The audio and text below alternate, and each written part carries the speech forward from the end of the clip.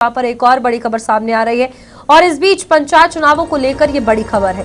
चुनावी तैयारियों को लेकर अहम कार्यशाला जो है आयोजित की जा रही है। जम्मू संभाग के सभी आला अधिकारी इसमें शामिल हैं। मतदाता सूची और केंद्रों पर चर्चा होगी और आपको बता दें कि जम्मू कश्मीर में प्रस्तावित पंचायत चुनावों की तैयारियों के बीच ये चुनावी प्रक्रिया को और अधिक प्रभावी और पारदर्शी यानी कि ट्रांसपेरेंसी के साथ चलाने के लिए बनाने के लिए अहम कार्यशाला का आयोजन जो है वो किया जा रहा है। आज 3 जून को जम्मू में और कल 4 कश्मीर में जो है वो वर्चुअली की जाने वाली है और इस बीच यहाँ पर इस कार्यशाला में मतदाता सूची केंद्रों की व्यवस्था, साथ ही साथ मतदाता सूची के अद्यतन, नए मतदाताओं के पंजीकरण और चुनाव संबंधी विभिन्न जो प्रक्रियाएं हैं उन तमाम चीजों का विस्तार से चर्चा जो है वो की जाने वाली है। और इस बीच कार्यक्रम में चुनाव विभाग के वरिष्ठ अधिकारी, जिला स्तर के चुनाव अधिकारी और संबंधित कर्मचारी जो है वो भाग लेने वाले हैं।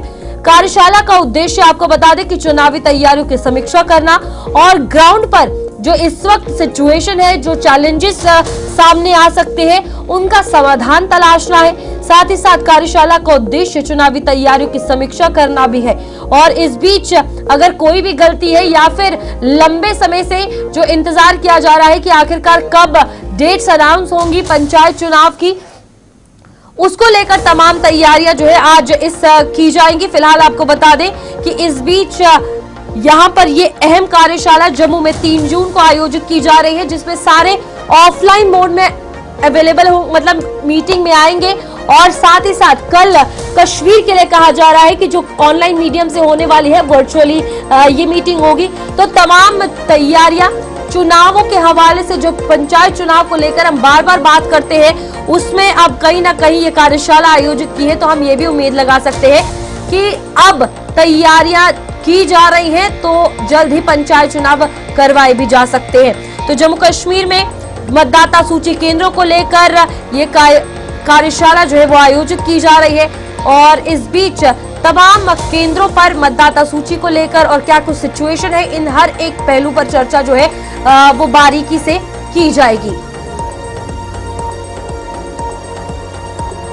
वरिष्ठ पत्रकार विनोद कुमार जुड़ चुके हैं। विनोद जी, सवाल यही रहेगा, आज ये मीटिंग हो रही है, हम कुछ दिन पहले भी चर्चा कर रहे थे इस पर कि क्या हम ये अब अंदेशा मान ले कि कार्यशाला के बाद जल्द ही अनाउंसमेंट जो है वो हो सकती है पंचायत चुनावों की?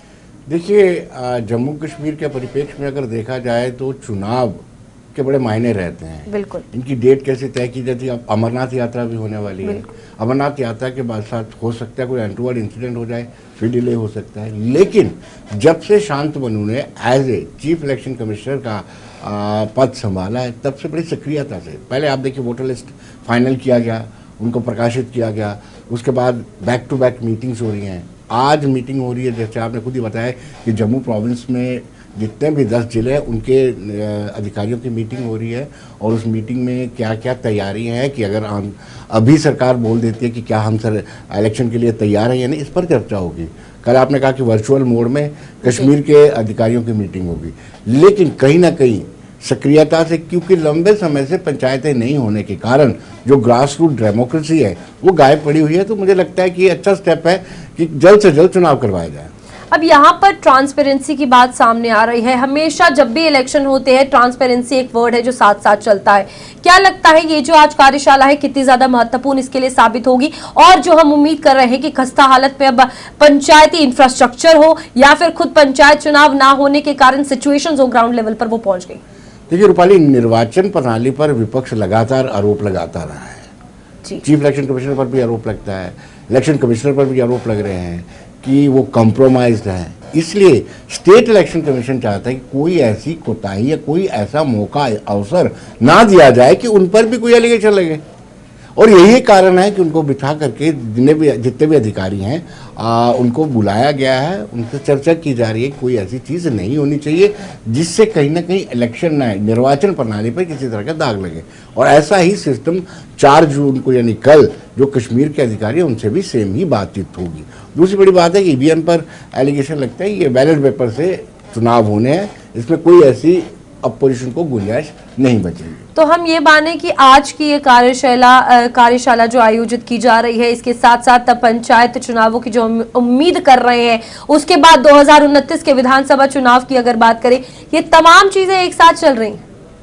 देखिए, पहले पंचायत पीआरआईज या फिर अर्बन लोकल बॉडीज के चुनाव होने हैं, फिर डीडीसी के हो सकते हैं, फिर बीडीसी के चुनाव हो सकते हैं। उसके बाद ही 3 टायर जो प्रणाली है 73rd और 74th अमेंडमेंट ऑफ कॉन्स्टिट्यूशन वो पूरी तरह से लागू होगा। पहले इन 3 चुनावों को, मतलब 4 हो गए, पंचायत के हो गए, बीडीसी के हो गए, डीडीसी के हो गए, फिर अर्बन लोकल बॉडीज के, पहले प्रायोरिटी में इन चुनावों को करवाना है, क्योंकि ग्रास रूट लेवल पर डेमोक्रेसी प्रिवेल नहीं कर रही है। अब कितना ज्यादा जरूरी हो चुका है कि जल्द से जल्द ये हो, क्योंकि जवाबदारी और लोगों के जो ग्रास रूट लेवल की हम बार बार बात कर रहे हैं मुद्दे हो, बहुत पीछे रह गई है। हालांकि हम तस्वीरें देखकर भी अंदाजा लगा सकते हैं कि अगर पंचायत घरों का ये हाल है तो लोगों के मुद्दों का क्या कुछ हाल होगा। बिल्कुल, मैं शुरू से ही कह रहा हूं कि जब ग्रास रूट डेमोक्रेसी नहीं रहती है तो जनता को नहीं लगता है कि ये सरकार में हमारी पार्टिसिपेशन है। जनता को लगे कि ये हमारी सरकार है, हमारे द्वारा चुनी हुई सरकार है, इसके फैसले में हमारा भी योगदान रहता है, तभी डेमोक्रेसी प्रिवेल करती है। यानी लोकतंत्र की खूबसूरती यही है कि वोट कास्ट करने वाले को लगे कि ये मेरी सरकार है। और अगर सरकार नहीं होती, यानी पीआरआईज नहीं है, अर्बन लोकल बॉडीज नहीं है, बीडीसी नहीं है, डीडीसी नहीं है, तो लोगों को लगता है कि एक विधायक चुना है, उसमें हमारा कुछ ज्यादा कंट्रीब्यूशन। अच्छा विनोद जी, सेंसस की प्रक्रिया शुरू हो चुकी है, एसआईआर की बात हम बार बार कर रहे हैं, डिलिमिटेशन को लेकर हम बात करते हैं, ओवरऑल इक्वेशंस कैसे देखते हैं इन सभी चीजों के साथ आप? देखिए, पहले तो मतदाता सूचियों को दुरुस्त किया गया है और उसके बाद एसआईआर की भी प्रक्रिया होनी है। जनगणना का प्रोसेस चल रहा है। जनगणना और एसआईआर को एक साथ नहीं जोड़ा जाना चाहिए, और जब एसआईआर की प्रक्रिया होगी तब एसआईआर के नजरिए से देखा जाएगा। अब फिलहाल जनगणना चल रही है। जनगणना में हर एक नागरिक को अपनी सही जानकारी जो वहां पर आते हैं उनको देनी चाहिए।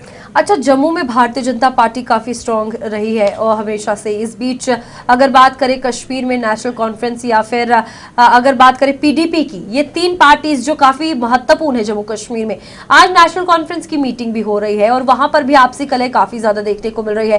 कांग्रेस में भी इस तरीके से है, पीडीपी कहीं ना कहीं अब ठप हो चुकी है, भारतीय जनता पार्टी जम्मू में स्ट्रांग है। अब क्या लगता है कि इनकी रणनीति राजनीति में कैसी रहेगी आने वाले समय में पंचायतों को लेकर? रूपाली, थोड़ा इंतजार करना पड़ेगा जब मीटिंग कंक्लूड होती है और मीटिंग के बाद क्या निकलता है। हालांकि जिस तरह से वेन्यू चेंज किया गया है, शिफ्ट किया गया है दाचीगाम, तो वहां से खुद ही लगता है कि कहीं वेन्यू चेंज करने के पीछे क्या कारण था। और बीजेपी तो लगातार कह रही है कि ये फ्लोर टेस्ट है उमर अब्दुल्ला का। जब मीटिंग खत्म होगी तो सारी परिस्थितियां क्लियर हो जाएंगी। ठीक है, एक और सवाल ग्रामीण लोगों के हवाले से रहेगा। हमने ये देखा जम्मू कश्मीर में आज करोड़ों रुपए के ऐसे प्रोजेक्ट्स है विनोद जी, जो लंबे समय हो चुका है, पूरे भी हुए हैं, कोई आधे अधूरे रह गए हैं, बच्चों का रोजगार रह गया है, युवाओं का रोजगार रह गया है। पंचायत स्तर पर ऐसी स्कीम्स थी जो लोगों को अभी तक पता भी नहीं है उनके फायदे के लिए क्या कुछ लाई गई है। तो इन तमाम चीजों के समीकरण अगर ओवरऑल देखे जाए, अब ये कार्यशाला कितनी ज्यादा इंपॉर्टेंट हो जाती है? देखिए, आपने जो प्रोजेक्ट्स की बात की है, ये बेसिकली नैतिक रिस्पॉन्सिबिलिटी बनती है जो पार्टी के कार्यकर्ता होते हैं। जो भी स्कीम होती है पार्टी के कार्यकर्ता पब्लिक के बीच में लेके जाए, चाहे वो बीजेपी हो, चाहे वो कांग्रेस हो, चाहे कोई भी जमात हो, तो ये काम उनका ही बनता है। हालांकि बीजेपी के एंड में जगह जगह शिविर लगाए जा रहे हैं, चौपाल लगाई जा रही है, जो भी स्कीम आती है उसके बारे में जानकारी दी जा रही है, लेकिन अभी भी अप टू द मार्क नहीं है। और सरकारी मशीनरी को भी एक्टिवेट होना होगा। जो भी स्कीम ऐसी होती है जिससे गरीब गुरबा को लाभ मिल सकता है, उसकी जानकारी विस्तार से उन तक पहुंचनी चाहिए। ठीक है विनोद जी, बहुत बहुत शुक्रिया आपका ज्वाइन करने के लिए। और इस बीच आज ये बहुत ही महत्वपूर्ण मीटिंग जो है वो हो रही है, जहां पर पंचायत चुनावों को लेकर अगर बात की जाए, वहां पर मतदाता सूची हो या फिर केंद्र हो, हर एक चीज का प्रॉपरली जो है वो तैयारी की जाएगी, रिपोर्ट तैयार की जाएगी। और उसके बाद हो सकता है कि जल्द ही आने वाले समय में जो इंतजार किया जा रहा है कि आखिरकार पंचायत चुनाव कब होंगे, उसका बिगुल बजे और जम्मू कश्मीर में जो लोग ग्रास रूट लेवल पर पीछे रह रहे हैं, उनको कोई ना कोई पंचायत स्तर पर फायदा मिल सकता है।